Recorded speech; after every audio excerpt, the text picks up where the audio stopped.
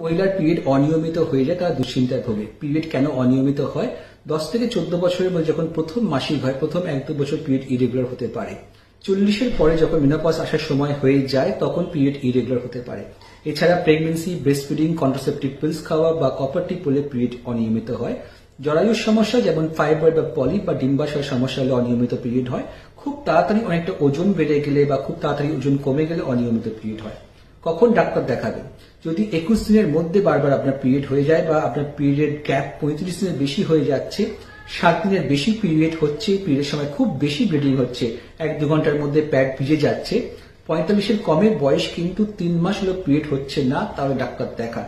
এছাড়া আপনি প্রেগন্যান্সির চেষ্টা করছেন কিন্তু অনিয়মিত পিরিয়ড হচ্ছে, তাহলে পলিসিস্টিক ওভারি, থাইরয়েড বা প্রোল্যাক্টিনের সমস্যা থাকতে পারে এবং এক্ষেত্রে ডাক্তার দেখাতে হবে। অথবা আপনার প্রিম্যাচিওর ওভারিয়ান ফেলিয়ার বা তাড়াতাড়ি ডিম শেষ হয়ে যাচ্ছে, এগুলো কিন্তু আর্জেন্ট সমস্যা এবং ডাক্তার দেখান।